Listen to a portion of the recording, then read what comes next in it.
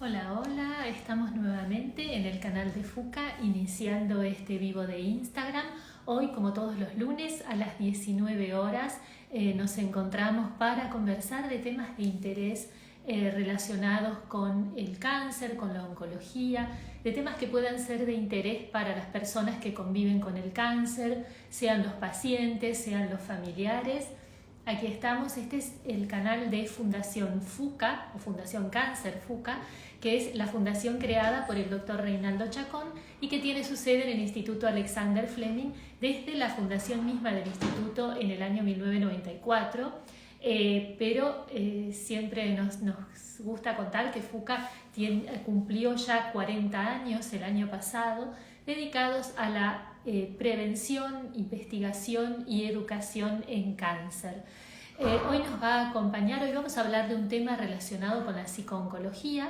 Nos va a acompañar una profesional, la licenciada Silvana Leites, que integra el servicio de psicooncología del Instituto Alexander Fleming. Bueno, ya está con nosotros la licenciada Leites. Vamos a darles eh,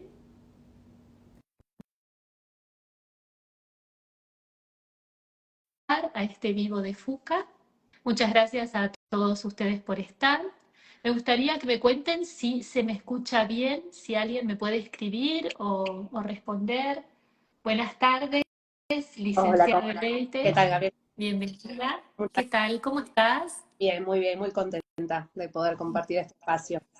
Bueno, en primer lugar, te agradecemos por, bueno, por haberte tomado este rato para conversar con nosotros, para conversar en este canal de FUCA sobre un tema que creemos que realmente es muy importante yo digo siempre, para todas las personas que conviven con el cáncer, que no son solo los pacientes mismos, sino también sus amigos, sus familiares, que muchas veces necesitan también orientación para saber cómo pueden ayudar mejor y cómo pueden llevar adelante esta situación de convivir con una persona que está atravesando una enfermedad compleja y difícil como es el cáncer. Totalmente. Pero bueno, volviendo al principio, les cuento a todos los que nos están escuchando y a los que nos escucharán en otro momento, porque saben que este vivo se guarda, el video se guarda en el feed de FUCA y también en YouTube. Les cuento entonces que estamos con la licenciada Silvana Leites, que ella es psicooncóloga y que es integrante del equipo de psicooncología, del área de psicooncología del Instituto Alexander Fleming, que dirige la licenciada Nancy Ferro y que todas ellas, todo su equipo son muy colaboradoras con FUCA, a quienes les agradecemos muchísimo siempre porque realmente su apoyo es muy valioso para nuestro trabajo. Eh, bueno, eh, Silvana, en primer lugar quería preguntarte un poquito como para poner un marco a esta charla sobre específicamente esta especialidad de la psicooncología. Se trata de una subespecialidad, digamos, de la psicología, imagino, o un estudio de posgrado. ¿Cómo ha llegado a esta formación? Exacto. Primero, también agradecerles a ustedes, a FUCA, siempre el espacio que nos dan al equipo de psicooncología. Como decías recién, son importantísimos y muy valiosos estos espacios para poder llegar a más pacientes y llegar desde un lugar distinto incluso, que a veces es el consultorio y la consulta. Así que de parte del equipo, muchas gracias a FUCA siempre. Y exacto, la psicooncología es una especialidad de la salud mental. Surgió en 1960 como algo ya formado de la mano de la doctora Jimmy Holland, que ella era psiquiatra, su marido era oncólogo y ella empezó a poder entender qué pasaba desde el aspecto emocional cuando un paciente era diagnosticado con una enfermedad oncológica, ¿no? Empezar a ver cómo lo emocional repercutía desde el diagnóstico, desde la forma de transitar los tratamientos. Y bueno, ella empezó a documentar como todo, empezó a tomar escalas y a tener cuestiones ya presentadas y empezó ya la psicooncología como primero como una subespecialidad de la medicina, después ya como una especialidad propia de la salud mental. Y en nuestro país también hace varios años que empezó a tener ya un espacio de formación y de reconocimiento también. Nosotros Claro. trabajamos, somos la mayoría psicólogos, que tenemos nuestra formación clínica en distintas áreas y abordajes, y después lo que hacemos es trabajar con el paciente, y como decías vos recién, el paciente, el entorno significativo que llamamos nosotros, que es la familia, amigos, vecinos, la persona que están acompañando, y también con el equipo de salud. O sea, nuestro abordaje como psicólogos es con esa triada para poder aportar, acompañar y escuchar. Y de ahí Claro. tenemos todas las etapas que transita este equipo con su diagnóstico. Seguro.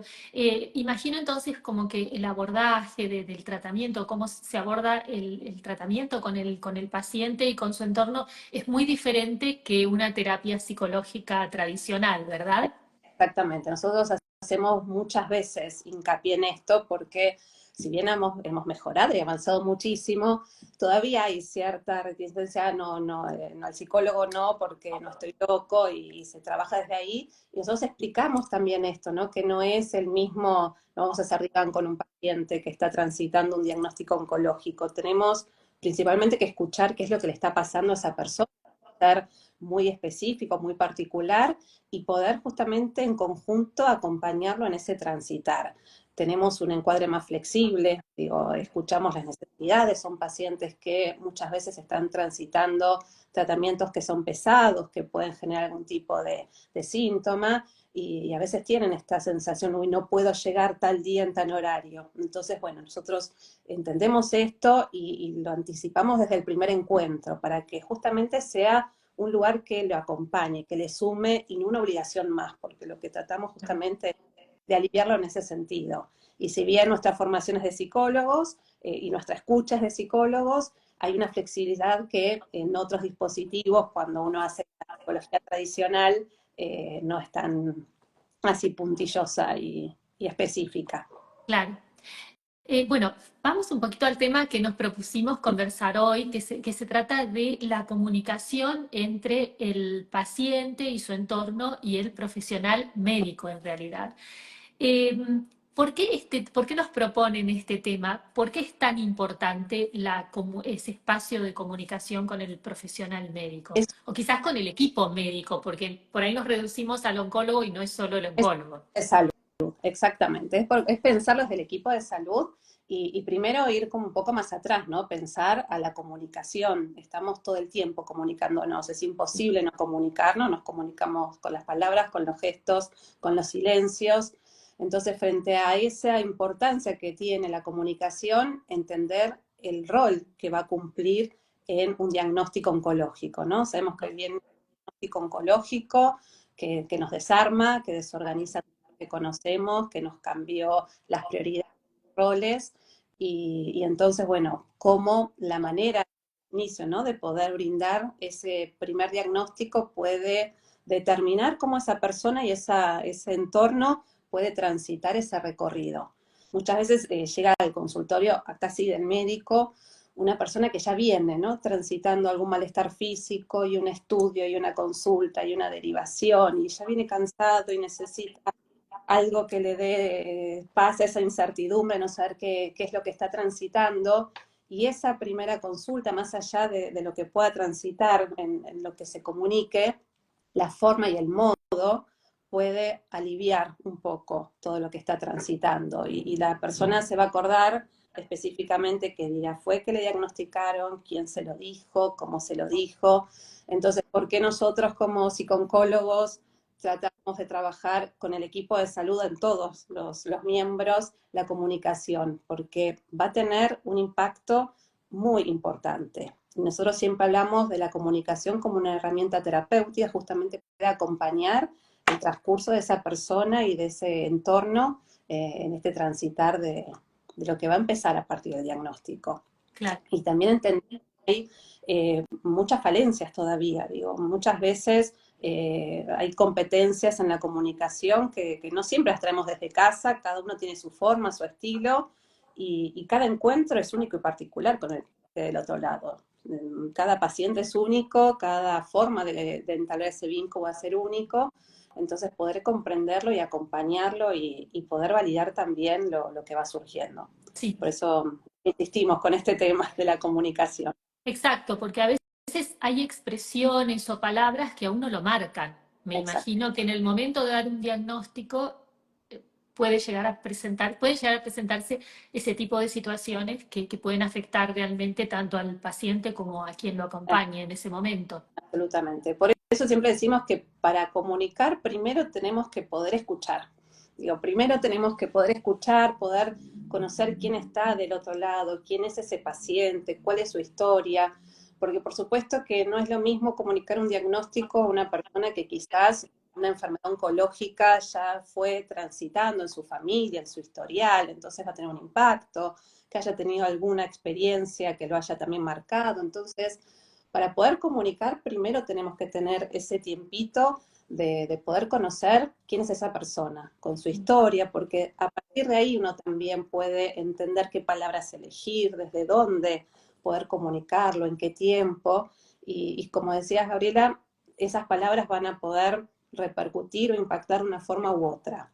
Puede generar más ansiedad, puede generar mucho más temor, o lo que buscamos justamente es al contrario, que pueda alojar al paciente, que pueda encontrar un espacio de confianza, de seguridad y de aliviar esa tanta incertidumbre que traen previo a poder tener esas conversaciones con los médicos.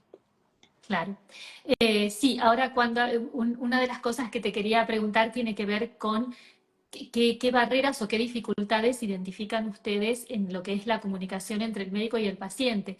Y ya Ujú. cuando hablabas, yo ya pensaba en una, ¿no? Porque esto que decís de conocer al paciente, quizás en muchos ámbitos, el poco tiempo a veces que disponen los profesionales conspira enormemente contra esto, ¿no? Totalmente. Nosotros cuando damos clase a alumnos de medicina y tratamos de reforzar esto de las competencias, siempre hablamos que está el escenario ideal donde podemos tener ese tiempo y demás, y después está la realidad, donde se juegan otros aspectos. Y ahí es donde tenemos que intentar buscar la manera, cuando uno ya tiene una expertise, uno puede ir con preguntas un poco más específicas, pero eso es lo que va a permitir, vos recién preguntabas en esto de las barreras, ¿no? Que pueden interferir. Una de ellas es justamente que no se pueda lograr ese vínculo de confianza, que a veces nos plantean pacientes, y yo le estoy hablando y comentando, y de la mano de lo que decís con la realidad muchas veces que pasa en los consultorios, y el médico está llenando las 25 millones de planillas que le piden para que me autoricen el estudio, para que me den la medicación, y las dos partes son entendibles.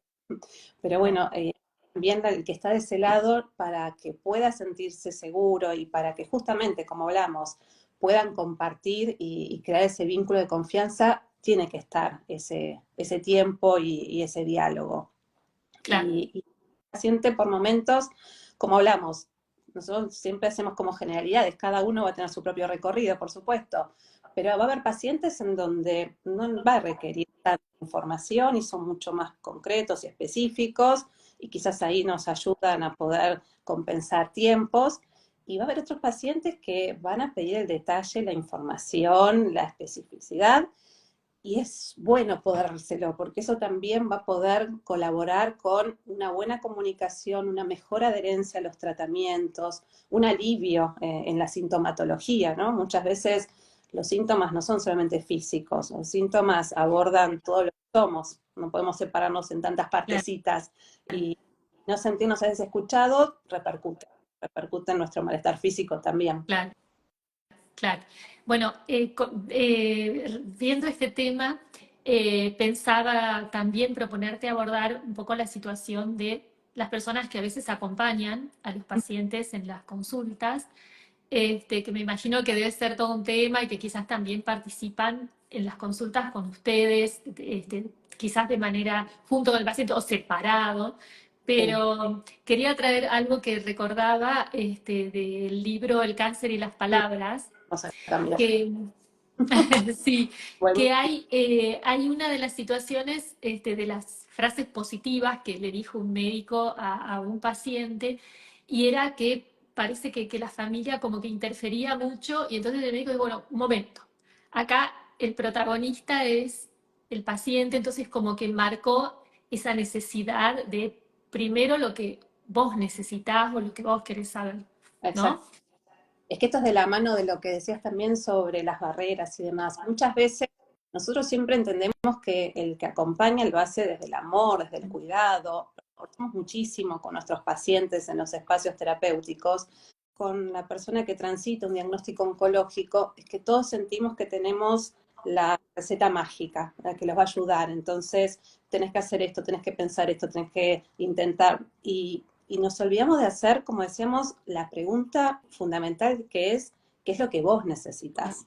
Digo, y muchas veces el entorno viene con tanta información y con tantas alternativas y con tantas dietas y con tantos ejercicios que agobia mucho más de lo que ya la persona está transitando. Y como Claro, decías, muchas veces necesitamos acotar y recordar que el que está transitando y el protagonista principal es quien está transitando su cuerpo hasta y el que está habitando todos los días con sus pensamientos, con sus emociones, con su registro corporal. Y por eso la psiconcología trabaja con las dos patas, digo, con el paciente y con el que acompaña para poder enseñarle también cómo acompañar, porque ni el paciente estuvo quizás en una situación como esta previamente y está tratando de entenderse y ver cómo funcionamos, y el que nos acompaña tampoco sabe cómo hacerlo. Entonces, de nuevo, la comunicación, ¿para qué nos sirve? Para poder entablar ese diálogo, para poder escuchar lo que el otro necesita, adaptarnos, porque a veces difiere mucho de cómo yo transitaría, pero bueno, yo no soy el que está, es el, entonces escuchemos a ver qué necesita y aprendamos y negociemos y tratemos de ver cómo se lleva adelante. claro. Pero si es, nos consultas muchas veces en lo individual y también hay momentos donde notamos que es importante incluir al entorno porque es esto, a veces desde el amor están metiendo más la pata de lo que están pudiendo Claro, ayudar. Es importante claro, hablar. claro. Y pensando en ahora, si nos ponemos del lado del paciente, ¿no? ¿Qué consejos o qué herramientas o de qué manera podríamos decirle, bueno, mira, o sea, ¿qué le podés recomendar a una persona que está transitando un tratamiento o que está iniciando en relación a cómo comunicarse con su médico o con el Primero, equipo? con el equipo, con el médico, primero y principal es que no se limite. Muchas veces nos pasa en el espacio terapéutico con el psicooncólogo, no, ¿cómo le voy a preguntar esto? Si es algo que no tiene nada que ver o que en comparación con otras cuestiones son tan chiquitas. Y al contrario, lo que nosotros trabajamos es que es importante que lo pueda compartir con su médico, con el profesional que corresponda, porque alivia, porque evidentemente es algo que le preocupa, es algo que está en su día a día, es algo que le genera cierta limitación. Y lo que intentamos hacer es, de nuevo, tratar de correr lo que se pueda correr y lo que se pueda aliviar. Hay algunas cuestiones que ojalá pudiéramos y hay que convivir y transitarlas, pero que no se limiten en ese aspecto. Y de nuevo, y que pueda quizás en esto que decíamos, ¿no? Al principio, que tal vez no existe tanto tiempo a veces para poder conocer a quien está del otro lado, bueno, tal vez que podamos ir con esa pregunta. ¿Qué creo yo que sería importante que mi médico conozca de mí? ¿O qué creo que es importante que sepa? Y eso empieza a poder lograr ese vínculo y poder ayudarnos para ver, bueno, a ver quién es esta persona, a qué le tengo que tener más atención. Y también lo que sugerimos con esto de la información es poder anticipar lo que hablábamos antes, ¿no? ¿Cuánto quiero saber? ¿Quiero saber mucho? ¿Quiero saber menos? No me dé tanto detalle. Con que me diga esto está genial, o voy a hacer los que aparecen con el último paper publicado y vamos a conversar al respecto y a ver qué pasa. Entonces, quizás como paciente, poder ayudar en este. Es un vínculo como todo, nosotros siempre hablamos con los pacientes. Uno cuando conoce un amigo, una pareja, el vínculo se va formando, se va construyendo y Claro, lo vamos compartiendo en función de lo que está pasando. Esta no es la excepción. Entonces, poder dar como esas puntas, ¿no? De poder ser claros con lo que uno necesita, de poder compartir quizás algo que no me hayan preguntado, pero creo que le va a aportar a esta relación, es lo que va permitiendo que la comunicación se vaya generando, y que claro. sea algo que nos une y no que nos genere un obstáculo. Exacto, exacto. También un tema que me parece interesante que acabas de mencionar es el tema de la profundidad o el alcance de la información que el paciente quiere o debe recibir. Uh -huh. Porque recuerdo que hace años, quizás muchos años, las cosas se manejaban de una manera que no se le decía toda la verdad, se hablaba con la familia, o sea, creo que eso hoy está totalmente superado, ¿verdad? O sea, ¿o cómo se maneja eso hoy Bastante en día? complicado, es ¿No esto, tanto? es bastante. De nuevo, acá lo que importa es cuando uno tiene formación en el tema, digo, porque muchas veces la buena voluntad, esto de decir o no decir, viene de un modelo que sí quedó bastante lejos, el modelo paternalista, uno cuidaba al otro, ¿no? Como que cuidaba y protegía, y a veces eso todavía lo escuchamos con los familiares, pero bueno, como que corríamos a la persona de su propia singularidad, de Claro, como su, y lo que tratamos de trabajar fundamentalmente cuando una persona transita un diagnóstico oncológico es una parte de ellos que están transitando una enfermedad, pero siguen siendo madres, padres, amigos, esposos, empleados, jefes, lo que fuese. Entonces, correrlos de esa posibilidad de elegir nos obstaculiza mucho más. Hoy en día, esto de no decir como una decisión del médico casi no existe. Tal vez el que no tiene tanta especie, por ahí un médico que no es oncólogo y que se cruza en un diagnóstico, tal vez todavía acompaña en situaciones más avanzadas de hablar primero con la familia y no con el protagonista, como decíamos, sí, pero no tanto de esa forma. Nos pasa a veces en esto de tanto acceso a la información que tenemos, quizás de familiares que pueden recibir algún estudio previo a que lo reciba el paciente y que con esa información nos pidan o nos hagan señas detrás del paciente, como que no le digan. Y bueno, de nuevo, desde nuestro rol como psicooncólogos, nosotros nunca damos información médica, por supuesto, pero no juzgamos a esa familia que no le quiere decir al paciente cuando el paciente quiere saber, por supuesto. Tratamos claro, de trabajar con esa familia, tratamos de saber qué es lo que le preocupa, porque muchas veces es esto, es más la angustia de cómo dar alguna información que no es la que estábamos esperando o la que nos atraviesa a todos. Entonces, trabajar desde ese lugar para después acompañar junto con el paciente. Lo que a veces ofrecemos es, le resultaría más cómodo que esté el médico, nosotros y ustedes para poder compartirlo con la persona que lo está transitando. Eso es lo que se puede ver un poco más hoy en día con el tema de la información. Pero claro, tenemos que acordarnos que el paciente tiene derecho a saber. Hay una ley que lo habilita y más allá de la ley está el deseo del paciente de saber claro. y lo tenemos que acompañar. Y hay pacientes, como hablábamos, que no quieren saber. Ah, Y también es un desafío poder acompañar desde el equipo de salud y desde la familia, ¿no? claro, claro. Sí, de respecto de los temas legales, he sabido que ahora inclusive hay posibilidades de dejar instrucciones por anticipado. Eh, ¿Manejan ustedes, digamos, ese tipo de, o sea, se les ha dado, han visto situaciones de ese tipo en la práctica? Sí, por suerte.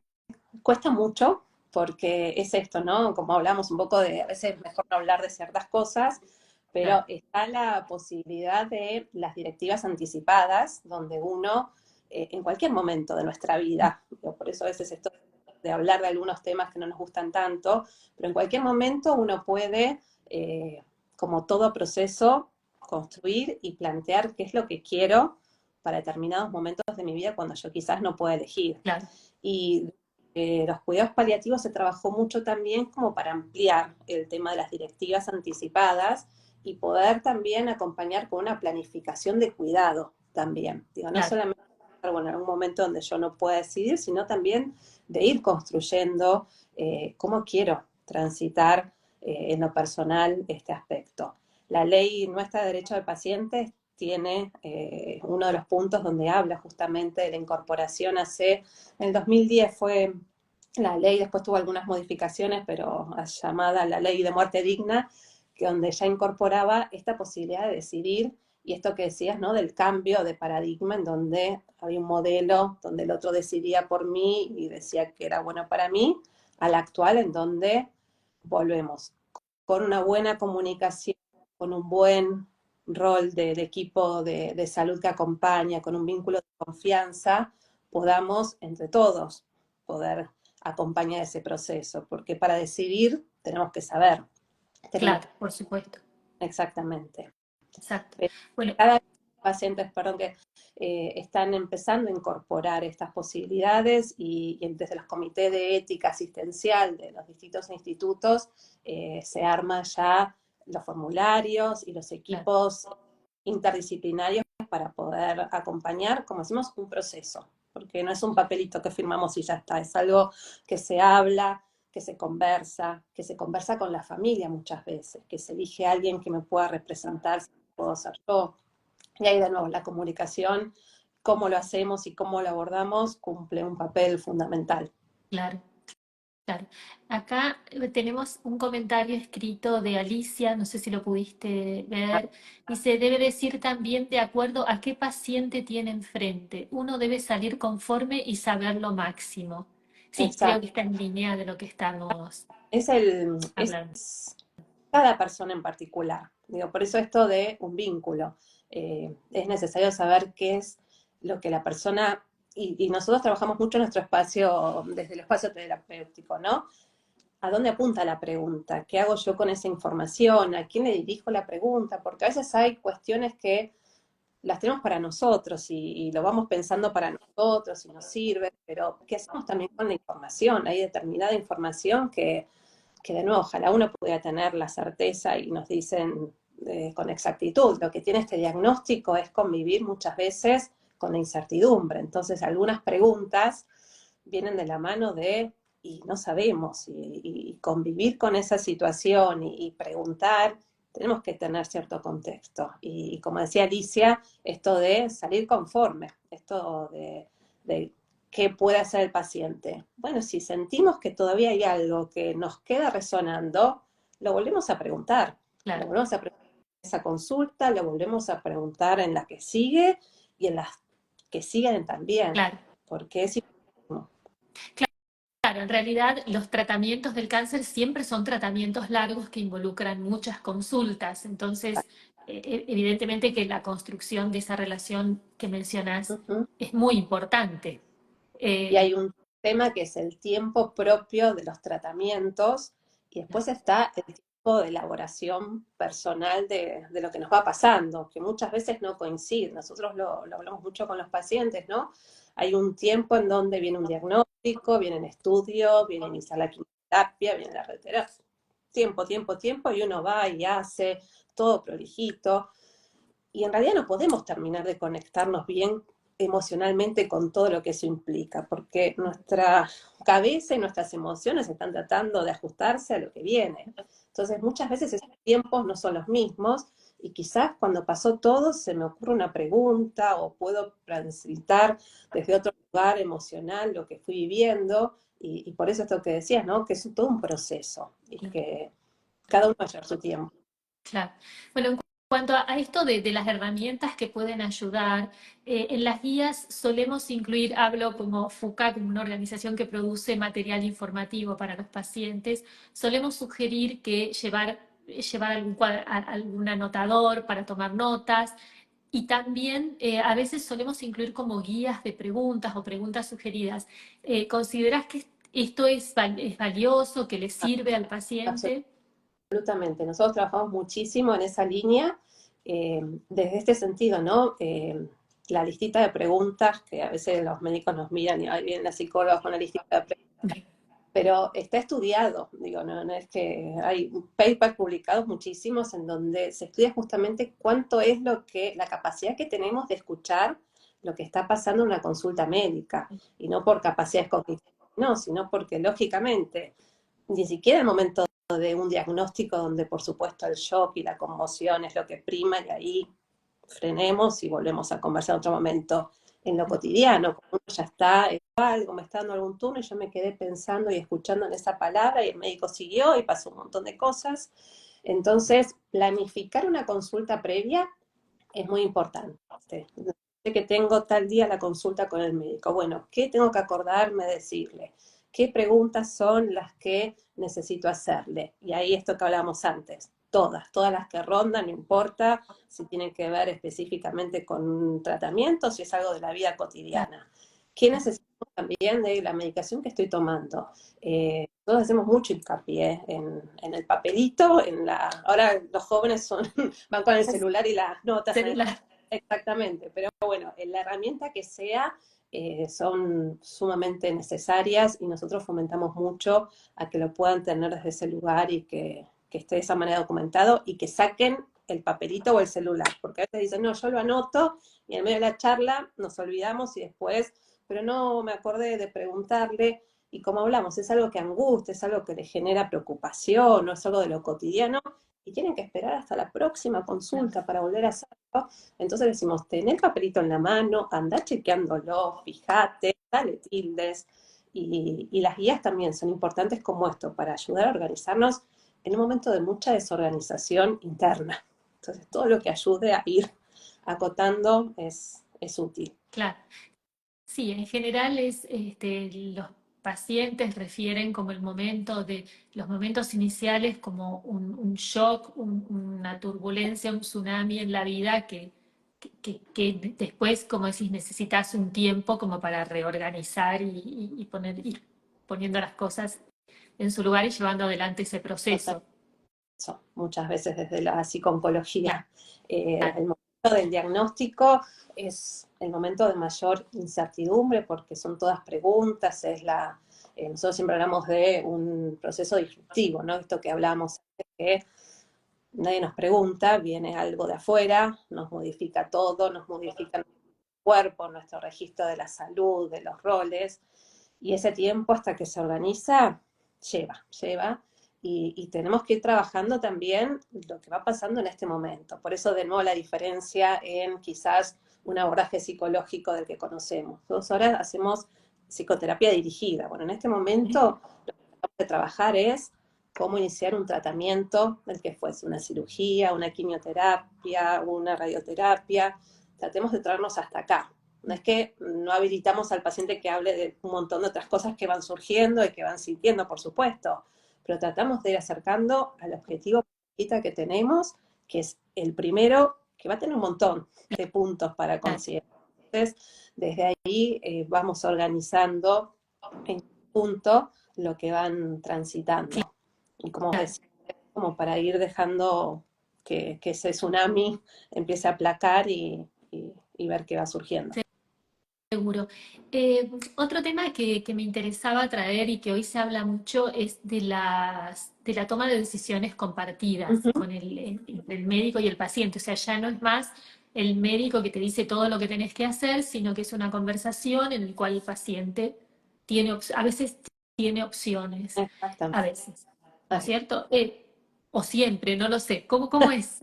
A Eh, ver, Eso es interesante cuando lo conversamos con los pacientes porque hay un punto donde a veces nos dicen, y yo tampoco tengo mucha elección, digo, porque a veces no tomar, no por una cuestión de que no se la den, sino porque también elegir hacer un tratamiento no implica una calidad de vida distinta o no. Entonces vienen desde algo que, bueno, algo que no elegimos, que estamos acá.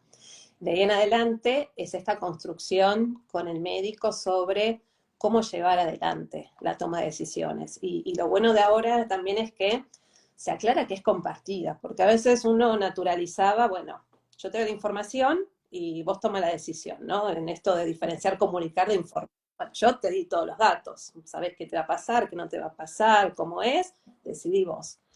Y ahí sí, volvemos al médico, que no podemos corrernos, hay un saber que tiene el médico, que es el que yo voy a necesitar consultar para poder tomar esa decisión. claro. Pero de nuevo, esto de la importancia de tener un equipo de salud donde uno se sienta cómodo para poder compartir lo que me pasa. A veces las consultas de la toma de decisiones no es no hacer un tratamiento, sino es decir, bueno, pero si tengo un trabajo pendiente, si tengo un viaje, si tengo alguna situación, ¿qué puedo hacer? ¿Se puede adaptar? Tengo los 15 de mi hija, quiero ver si puedo sentirme mejor. Entonces, todo eso se va conversando y por Claro. suerte son variables que entienden el impacto que tiene para la persona. Digo, por supuesto Claro. que la salud no va a priorizarlo y es el eje que me va a permitir muchas otras cosas, pero la angustia que me puede generar también no poder participar de alguna situación familiar tiene también su impacto. Entonces, la toma de decisiones compartidas es lo que en la mayoría de los casos hoy se lleva adelante y como decía, sí se puede y por eso de nuevo esto de compartir todo lo que nos va pasando, tener ese espacio porque va a ser importante, porque nos va a aliviar y porque el otro de nuevo sabe qué es lo importante para mí y trata de acompañarnos y de dirigir las recomendaciones y después el que va a decir va a ser el otro. Y muchas veces pasa en la consulta médica, ida y vuelta, y después nosotros en nuestro espacio terapéutico tratamos de desmenuzar un poco lo conversado y ver, bueno, cómo podemos acompañar en ese tema, ¿no? Respetando siempre la decisión del paciente, pero ayudándonos a unir esas piezas. A tomar decisiones. Exactamente, exactamente. Claro, claro. Eh, Así que bueno, a ver, ¿qué temas, a ver si nos quedan algún tema en particular que querías resaltar? Ah, me quedó pendiente preguntarte sobre la formación de los médicos en lo que es la habilidad comunicacional, porque hablabas de que das clases en la facultad. Nosotros sí damos clases en de medicina y por eso trabajamos bastante, por lo menos en la UBA, ¿no? Mm, En el programa de los médicos no hay algo específico que sean sobre habilidades de comunicación y se trabaja sobre que cada uno va haciendo lo que puede. Y muchas veces tomamos, hay canales formales, por supuesto, hay materias, pero no específicamente sobre el ah, abordaje de ah, las comunicacionales, que es una pieza fundamental. Y bueno, nosotros ahí tratamos de dar espacios de talleres de comunicación, talleres con role-playing, traer los que las experiencias de los alumnos empiezan a tener en compartir con los pacientes, porque es todo un desafío, digo, en ah, experiencia hospitalaria, ya desde el momento, en esto de decir que todo el tiempo nos comunicamos, ya desde el momento en que golpeamos una puerta y pedimos permiso para entrar a irrumpir en un lugar y hablar, digo, cada uno de esos puntos es cómo uno se va presentando y cómo vamos respetando a esa persona que está de ese lado.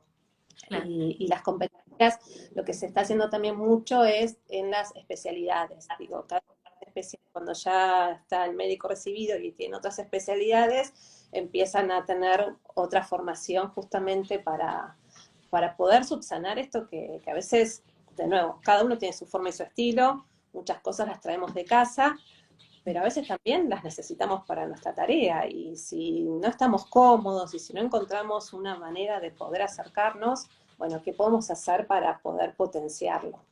Seguro, Y se puede aprender. totalmente, digo, hay cuestiones básicas, la empatía con el otro, la humanización que trabajamos muchísimo y las competencias comunicacionales son como los pilares para poder desarrollar desde el equipo de salud, de nuevo. El acompañamiento. Claro. Y Y tenés, a veces porque hablamos del equipo, ¿no? Situaciones que no tienen que ver específicamente con la relación con el médico tratante, digamos, el que es el principal, que es el oncólogo, sino situaciones relacionadas con las intervenciones del equipo, me refiero, digo, enfermeros, nos radiólogos. pasa, eh, hay un sí, punto que nosotros trabajamos mucho desde la comunicación, que es eh, que el paciente reciba un único mensaje. Y claro, por suerte en ese sentido, todos los espacios que son puertas adentro, digo, los ateneos que siempre en pueden compartir, el área psicológica también es justamente entender el abordaje integral del paciente, ¿no?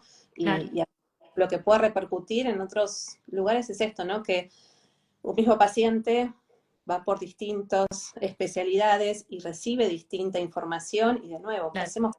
Dice una cosa, otro otra, y eso no lo claro, sé. Nosotros trabajamos mucho para que cada uno desde la partecita que nos toca hacemos nuestro aporte. Digo, a veces es esto, ¿no? Quizás es importante iniciar un tratamiento, pero bueno, tal vez necesitamos desde lo emocional esperar, organizar otros aspectos. Entonces, todo ese claro. diálogo se hace desde un lado. Después al paciente le llega un mensaje general. Y a veces nos pasa esto, ¿no? De tener como el paciente que puede transitarlo o la importancia de mediar. A veces nosotros somos como ese eslabón que tratamos de ir uniendo los discursos y ver Claro. que a dónde podemos ir un poco entre tanta persona que de nuevo, desde el mejor lugar lo hace, pero a veces metemos la pata No, en algunas cuestiones. mete la pata, no la mete el médico, la mete el enfermero, algún otro integrante del equipo. Sí, sí, total. Puede suceder. Pero bueno, ahí está también la ayuda que hacen ustedes con el paciente, ¿no? A veces uno dice, bueno, no es lo que te dicen, sino cómo lo recibís también. Totalmente, exactamente, y entender que hay momentos donde uno está más sensible y también interpretar que, bueno, a veces nuestra escucha también está atravesada por un momento particular, por un momento difícil y bueno, poder trabajarlo desde ahí. Las Claro, emociones están, nos pasan y después uno trata de hacer algo con exacto, ello. exacto. Bueno, me parece que fuimos como abordando un poco las cuestiones que nos habíamos propuesto, pero me gustaría, si querés, agregar, digamos, alguna consideración o algún mensaje particular, así como cierre Y también. me parece que lo importante frente a esto, como habríamos conversado, es primero, cada uno en lo personal, tratar de preguntarnos, ¿no? ¿Qué es lo importante para nosotros? ¿Qué queremos? Porque a partir de ahí también los que están a nuestro alrededor van a poder saber cómo acompañarnos, ¿no? Entonces poder a partir de ahí saber qué es lo que necesito.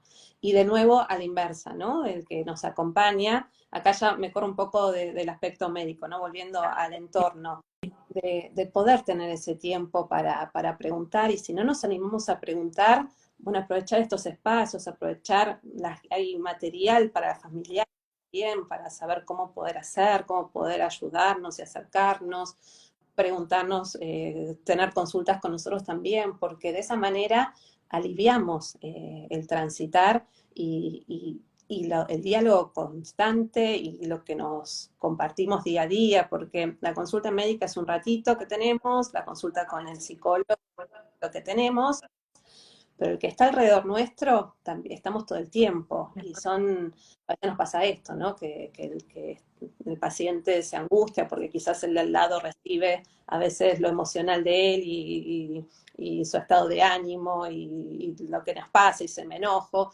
Entonces esto de nuevo, ¿no? De la comunicación, de poder saber que es lógico que nos pase esto, validar lo que estamos sintiendo y tratar de ver qué podemos hacer con eso. Tratar de ver si lo podemos hacer en el uno a uno o si necesitamos a veces la intervención de otros que nos ayude y que nos organice y que nos oriente un poco para ver cómo transitarlo. Y de cara con el equipo de salud, esto que conversamos, ¿no? Lo fundamental es que haya un vínculo de confianza para que todos estos otros puntos que fuimos conversando, de la toma de decisiones, de sentirnos escuchados, de cómo respetarnos, es la pieza clave. Y la confianza se construye. Y si hay algo que no nos gustó, porque a veces también nos pasa, ¿no? A veces uno no está en cuestiones, poder hablarlas, porque somos también seres humanos. Digo, desde nuestro rol profesional tratamos de tener como más elementos para poder llevarlo adelante. Pero bueno, a veces también nos puede pasar un día a día que no fue buena esa consulta, esa entrevista, y tratar de ponerlo en palabras como hacemos con amigos, como hacemos con otros familiares, porque de ahí también se construye. Digo, cuando uno se animó a decir, la verdad que esto no me gustó, este día no me sentí tan escuchada, le permite al otro tomarlo, le permite al otro registrarlo y rearmar algo para poder seguir compartiendo y construyendo. Entonces, no temerle a veces a poder plantear lo que sentimos, si no estuvimos cómodos, si no nos gustó algo, si necesitamos algo distinto. Claro, claro. Que bueno, un poco. Excelente, Bueno, excelente. Bueno, Silvana, licenciada Leites, muchísimas gracias por esta charla. a todos Eh, los clientes, Muchas gracias a todos los que han estado, los que están, los que pasaron por aquí. Y bueno, síganos en las redes que siempre tratamos de difundir material de interés y todos los lunes tenemos estos vivos con profesionales vinculados a la oncología para todos los temas que les pueden interesar, tanto a los pacientes como a las personas que los acompañan. Bueno, de nuevo, muchísimas gracias, Silvana, y y a todos hasta la próxima. Chao. un abrazo, gracias.